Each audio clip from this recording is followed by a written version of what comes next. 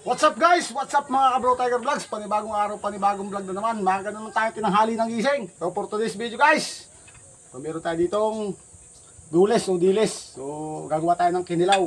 Kinilaw na diles ni Bro Tiger Vlogs. Tayo kita niya kanyang diskarte ng paggagawa ng kinilaw. So yun guys, ay natanggalan ko na ng bituka at saka tinik.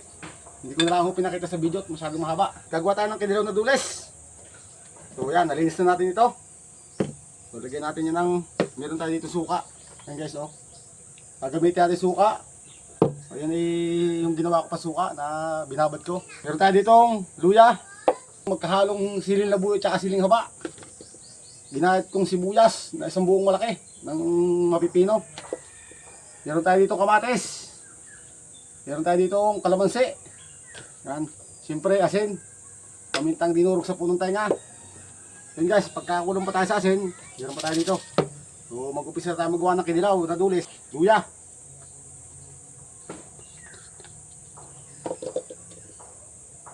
Sibuyas. Kamatis mga idol. Isang kamatis na rin malaki. Siling labuyo at siling berde na mahaba. Yan. Asin. Paminta mga idol. Yan. Tapos lagyan natin ng kalamansi. Yan guys.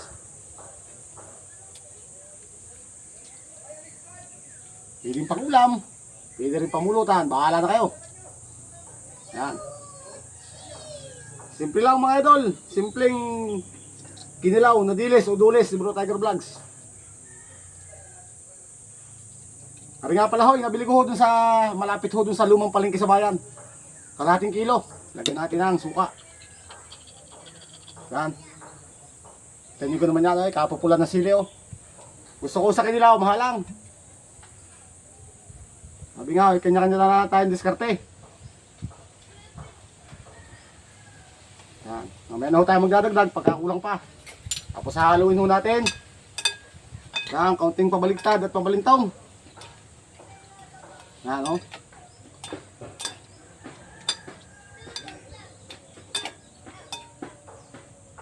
Atin mga idol titimusan kung anong kulang pa.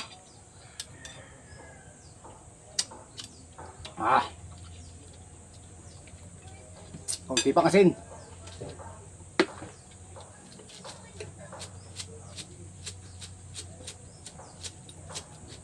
Yan.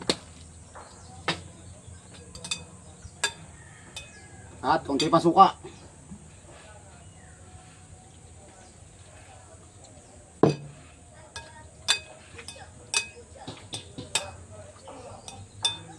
So nga mga idol, ang huling timos sa kinilaw na dules o diles ni Bro Tiger Vlogs.